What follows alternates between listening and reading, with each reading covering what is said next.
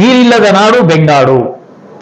ಮನುಷ್ಯ, ಪ್ರಾಣಿ, ಗಿಡ, ಮರ, ಬಳ್ಳಿ ಎಲ್ಲವುಗಳ ಜೀವನಾಡಿ ನೀರು.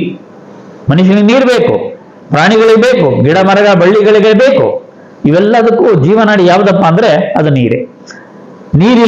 ನೀರಿಲ್ಲದೆ ಪ್ರಕೃತಿಯೂ ಇಲ್ಲ, ಪ್ರಪಂಚವೂ ಇಲ್ಲ. ಇಲ್ಲೊಂದು ಮಾತನ್ನು ಹೇಳ್ತಾರೆ. ಭಾರತ ದೇಶದ ಅಂದ್ರೆ ಭರತ ಭೂಮಿಯಲ್ಲಿ ಜಲ ಅಂದ್ರೆ ನೀರು ಪವಿತ್ರ, ಪೂಜನೀಯ. ಬೇರೆ ಎಲ್ಲೂ ಈ ತರ ನೀರನ್ನ ಇಷ್ಟೊಂದು ಪೂಜನೀಯವಾಗಿ ಕಾಣ್ತಕ್ಕಂಥ ಜನ ಇಲ್ಲ. ವಾಟರ್, ನೀರು ಅಂತ ನೋಡ್ತಾರೆ ಹೊರತು ಭರತ ಖಂಡದಲ್ಲಿ ನೀರಿಗೆ ಪೂಜ್ಯವಾದ ಒಂದು ಸ್ಥಾನವನ್ನ ಕೊಟ್ಟಿದ್ದಾರೆ. ನೀರನ್ನ ನಾವು ಗಂಗೆ, ಭಾಗೀರಥಿ ಅಂತ ಕೂಡ ಕರಿತೀವಿ. ಪಂಚಭೂತಗಳಲ್ಲಿ ನೀರಿಗೆ ಅತಿ ಮುಖ್ಯ ದ್ವಿತೀಯ ಸ್ಥಾನ ಇದೆ. ಮೊದಲು ಗಾಳಿ, ಆಮೇಲೆ ನೀರು. ದ್ವಿತೀಯ ಸ್ಥಾನ ಇದೆ. ಗಾಳಿ, ನೀರು, ಅಗ್ನಿ ಇವುಗಳಿಗೆ ಹುಡುಗಾಟ ಮಾಡ್ತಕ್ಕಂಥದ್ದು ಸಲ್ಲ, ತಪ್ಪು. ಯಾವುದರ ಜೊತೆ ಬೇಕಾದ್ರೂ ಸರ್ಸ ಮಾಡಿ. ಗಾಳಿ, ನೀರು, ಬೆಂಕಿನ ಜೊತೆ ಆಟ ಆಡಕ್ ಹೋಗ್ಬೇಡಿ ಅಂತಕ್ಕಂಥ ಎಚ್ಚರಿಕೆಯ ಮಾತನ್ನ ನಮ್ಮ ಅನುಭವಿಗಳು ಹೇಳಿದ್ದಾರೆ. ಜಲ ನಾಗರಿಕತೆಯ ತಾಯಿ. ಜಲ ಅಂತಕ್ಕಂಥದ್ದು ನಾಗರಿಕತೆಯ ತಾಯಿ. ನೀವು ಈಜಿಪ್ಟ್ ನಾಗರಿಕತೆ, ಸಿಂಧು ನಾಗರಿಕತೆ, ಈ ಎಲ್ಲಾ ನಾಗರಿಕತೆಗಳು ಬಂದಿದ್ಯಾಕೆ? ನೀರಿನ ಬುಡದಲ್ಲಿ ಎಲ್ಲಿ ನೀರಿತ್ತೋ, ಎಲ್ಲಿ ನೀರಿದ್ದ ಜಾಗದಲ್ಲಿ ನಾಗರಿಕತೆ ಹುಟ್ಟುತ್ತೋ, ಅಲ್ಲಿಂದ ನಾವು ಇವತ್ತು ಈ ವಿಶ್ವವನ್ನ, ಈ ಪ್ರಪಂಚವನ್ನ, ಈ ನಾಗರಿಕತೆಯನ್ನ, ಈ ವೈಜ್ಞಾನಿಕ ಯುಗವನ್ನ ನಾವೇನ್ ನೋಡ್ತಾ ಇದ್ದೀವೋ ಅದಕ್ಕೆ ಮೂಲ ಕಾರಣ ನೀರು. ಹಂಗಾಗಿ ಜಲ ನಾಗರಿಕತೆಯ ತಾಯಿ. ಭೂಮಿಯಲ್ಲೂ ನೆಲಕ್ಕಿಂತ ನೀರೇ ಹೆಚ್ಚು. ಭೂಮಿನಲ್ಲಿ ನೆಲಕ್ಕಿಂತ ನೀರಿನ ಪ್ರಮಾಣ ಜಾಸ್ತಿ. ಶರೀರದಲ್ಲೂ ಅಷ್ಟೇನೆ 65% ನಮ್ಮ ದೇಹದಲ್ಲಿ ನೀರಿನ ಅಂಶ ಇದೆ. ಮಿದುಳಿಂದ ಹಿಡಿದು ರಕ್ತ ಮಾಂಸಗಳಿಂದ ಹಿಡಿದು ಎಲ್ಲದರಲ್ಲೂ ಕೂಡ 65% ನೀರಿದೆ. ನೀರು ಸಮೃದ್ಧಿಯ ಸಂಕೇತ. ಸಮೃದ್ಧಿ ಅನ್ನೋದೇನಾದ್ರೂ ಎಲ್ಲಿದೆ ಅಂದ್ರೆ ಅದು ನೀರಿರತಕ್ಕಂಥ ಜಾಗದಲ್ಲಿ ಇದೆ. ಅದು ಸಮೃದ್ಧಿಯ ಸಂಕೇತ. ನೀರಿಲ್ಲದ ನಾಡು ಬೆಂಗಾಡು. ನೀರಿಲ್ಲದ ನಾಡು ಬೆಂಗಾಡು. ಅದನ್ನ ಬೆಂಗಳೂರಿಗೆ ನಾನು ಹಿಂದೆ ಒಂದು ಹೇಳಿದ್ದೆ. ಬರಡಾಯಿತು ಊರು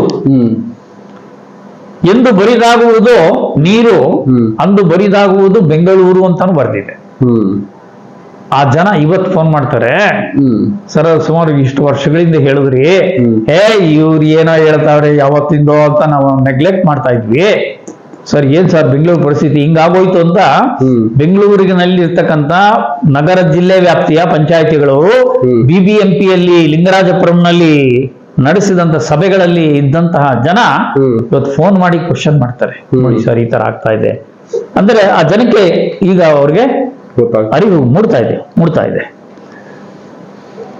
ನೀರಿಲ್ಲದ ನಾಡು ಬೆಂಗಾಡು. ಮನುಷ್ಯ, ಪ್ರಾಣಿ, ಗಿಡ, ಮರ, ಬಳ್ಳಿ ಎಲ್ಲವುಗಳ ಜೀವನಾಡಿ ನೀರು. ಮನುಷ್ಯನಿಗೆ ನೀರು ಬೇಕು, ಪ್ರಾಣಿಗಳಿಗೆ ಬೇಕು, ಗಿಡ ಮರ ಬಳ್ಳಿಗಳಿಗೆ ಬೇಕು. ಇವೆಲ್ಲದಕ್ಕೂ ಜೀವನಾಡಿ ಯಾವುದಪ್ಪ ಅಂದ್ರೆ ಅದು ನೀರೇ. ನೀರಿಲ್ಲದೆ ಪ್ರಕೃತಿಯೂ ಇಲ್ಲ, ಪ್ರಪಂಚವೂ ಇಲ್ಲ. ಇದು ಕನ್ಫರ್ಮ್ ಆಗಿ ಹೇಳ್ಬಿಟ್ಟಿದ್ದಾರೆ. ಅದನ್ನ ಆ ಒಂದು ದಿಕ್ಕಿಗೆ ಇವಾಗೇನು ಹೋಗ್ತಾ ಇದ್ದೀವಿ, ಈ ಅಪಾಯ ಬಾರದ ಹಾಗೆ ನಾವು ಎಚ್ಚರಿಕೆಯನ್ನು ವಹಿಸಲೇಬೇಕು ಅಂತ ಅನ್ನೋದಾದ್ರೆ ಜನ ಜಾಗೃತರಾಗಬೇಕಾದ ಅನಿವಾರ್ಯ ಪರಿಸ್ಥಿತಿ ಈಗ ಬಂದುಬಿಟ್ಟಿದೆ. ಜಾಗೃತರಾಗಲೇಬೇಕು. ನೀರಿನ ಮಿತ ಬಳಕೆ. ಅದಕ್ಕೆ ನಾನು ನಮ್ಮ ಮೈತ್ರಿ ಸರ್ವಸೇವಾ ಸಮಿತಿ ಸಂಸ್ಥೆಯಿಂದ ಸುಮಾರು ಶಾಲೆಗಳಿಗೆ ಟಿಪ್ಪಿ ಟ್ಯಾಪ್ ಅಂತಕ್ಕಂಥ ಒಂದು ವ್ಯವಸ್ಥೆ ಮಾಡಿಕೊಟ್ಟಿದ್ವಿ. ಈಗ ಮನೆಗಳಲ್ಲಿ 5 ಲೀಟರ್ ಎಣ್ಣೆ ಕ್ಯಾನ್ ಇರುತ್ತೆ. 5 ಲೀಟರ್ ಎಣ್ಣೆ ಕ್ಯಾನು ಇಟ್ಕೊಳ್ಳೋದಕ್ಕೆ ಒಂದು ಹಿಡಿ ಮಾಡಿರ್ತಾನೆ.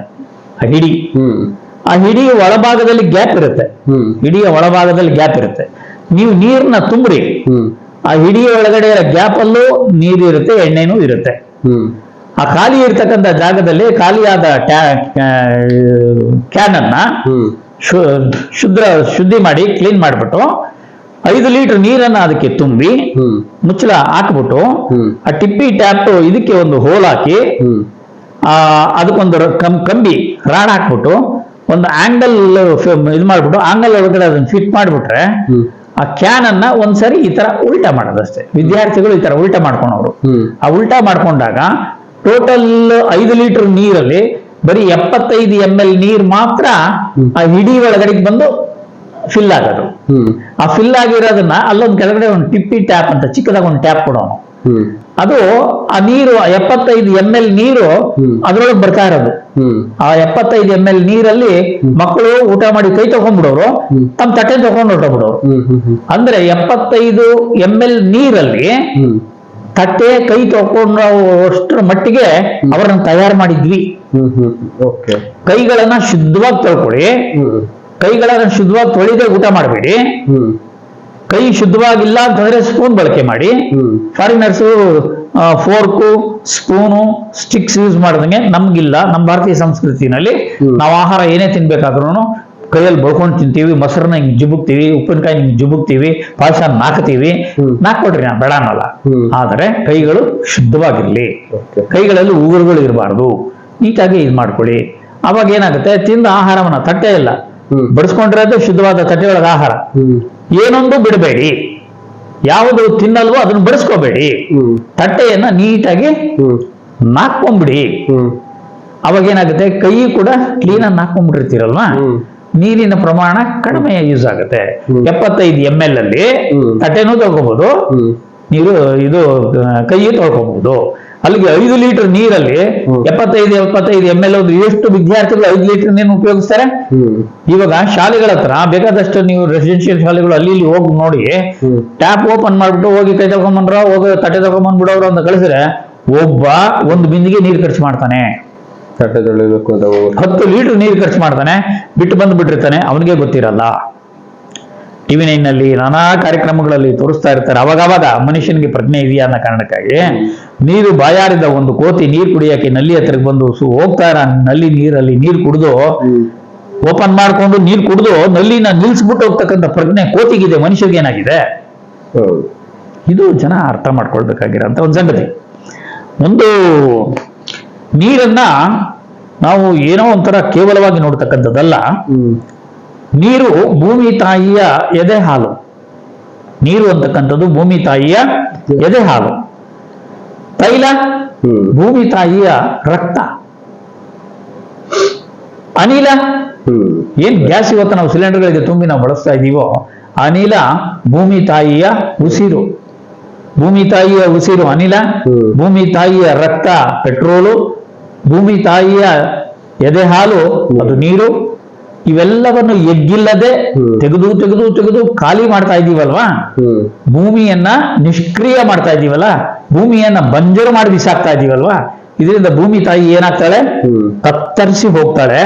ಆ ತತ್ತರಿಸಿ ಹೋದಾಗ ಯಾವತ್ತೋ ಒಂದ್ ದಿವಸ ಭೂಮಿ ಒಂದು ಜೀವಂತ ಗ್ರಹ ಅಂತ ಹೇಳ್ತಾರೆ. ಭೂಮಿ ಕೂಡ ಒಂದು ಜೀವಂತ ಗ್ರಹ ಅಂತ, ಭೂಮಿ ಉಸಿರಾಡುತ್ತೆ ಅಂತ ಹೇಳ್ತಾರೆ. ಹಂಗಾಗಿ ಅದೇನಾಗುತ್ತೆ, ಅದರ ಉಸಿರನ್ನ ನಿಲ್ಲಿಸ್ತಕ್ಕಂಥ ಕೆಲಸವನ್ನ ನಾವು ಮಾಡ್ತಾ ಇದ್ದೀವಿ. ಬ್ರಿಟನ್ನಿನ ವಿಜ್ಞಾನಿಗಳು ಹೇಳ್ತಾರೆ, ಅತಿ ಶೀಘ್ರದಲ್ಲಿ ಭೂಮಿಗೆ ಲಕ್ವಾ ಹೊಡಿತದೆ ಅಂತ ಹೇಳಿದ್ದಾರೆ ವಿಜ್ಞಾನಿಗಳದ್ದು ಅಂಕಿಅಂಶ ಇದೆ. ಪೆರಾಲಿಸಿಸ್, ಸ್ಟ್ರೋಕ್ ಹೊಡಿತದೆ. ಹಿಂಗೆಲ್ಲ ಮಾಡಿದ್ರೆ ಭೂಮಿಗೆ ಸ್ಟ್ರೋಕ್ ಹೊಡಿದೆ ಇನ್ನೇನಾಗ್ತದೆ? ಆ ಸ್ಟ್ರೋಕ್ ಹೊಡೆದ್ರೆ, ಭೂಮಿಗೆ ಸ್ಟ್ರೋಕ್ ಹೊಡೆದ್ರೆ ನಾವೇನಾಗ್ಬೋದು? ನಾವಿರಕ್ ಸಾಧ್ಯವಾ? ಥೇಮ್ಸ್ ನದಿ ಬತ್ತುತ್ತಾ ಇದೆ, ಬ್ರಿಟನ್ನಿನ ಜೀವ ನದಿ ಥೇಮ್ಸ್ ನದಿ ಬತ್ತುತ್ತಾ ಇದೆ. ಮೊನ್ನೆ ಆಫ್ರಿಕಾ ಯುರೋಪ್ ಖಂಡದ ಏನು ಇರಾನ್, ಇದು ಉಕ್ರೇನ್, ಕಜಕಿಸ್ತಾನ್, ಉಜ್ಬೇಕಿಸ್ತಾನ್ ಈ ಭಾಗದಲ್ಲಿ ಬರ್ತಕ್ಕಂಥ ಒಂದು ಅರಲ್ ಅಂತಕ್ಕಂಥ ಒಂದು ಸರೋವರ, ಆ ಸರೋವರ ಬತ್ತೋಗಿದೆ. ಅಂದ್ರೆ ಮುಂದಿನ ದಿನಗಳಲ್ಲಿ ಇದೇ ತರ ತಾಪಮಾನ ಏರ್ತಾ ಹೋದ್ರೆ ನೀರು ಖಂಡಿತ ಸಿಗೋದು ತುಂಬಾ ತೊಂದರೆ ಆಗುತ್ತೆ ಅಂತಕ್ಕಂಥ ಮಾತು. ಇಲ್ಲಿ ಒಂದು ಪಟ್ಟಿಯನ್ನ ಮಾಡಿಟ್ಟಿದ್ದೀನಿ ನಾನು. ಉಳಿದಿರ್ತಕ್ಕಂಥ 106 ಕೆರೆಗಳ ಒಂದು ಡಿಟೈಲ್ ಇಲ್ಲಿದೆ. ಬೆಂಗಳೂರು ಸುತ್ತಮುತ್ತ ಯಾವ ಯಾವ ಊರುಗಳಲ್ಲಿ ಕೆರೆಗಳು ಉಳ್ಕೊಂಡಿದ್ದಾವೆ, ಆ 106 ಕೆರೆಗಳು ಸಂಪೂರ್ಣ ಮಲಿನ ಆಗಿರ್ತಕ್ಕಂಥ ಕೆರೆಗಳು ಅಂತಕ್ಕಂಥದ್ರ ಬಗ್ಗೆ ಇಲ್ಲಿ ಪಟ್ಟಿ ಮಾಡಿ ಇಟ್ಟಿದ್ದೀನಿ. ಅದು ಒಂದಷ್ಟು ಜನಕ್ಕೆ ಕೊನೆ ಪಕ್ಷ ಆ ಕೆರೆಗಳ ಬಗ್ಗೆ ಒಂದು ಮಾಹಿತಿ ತಿಳ್ಕೊಳ್ಳೋದಕ್ಕಾದ್ರೂ ದಾರಿಯಾಗತ್ತೆ.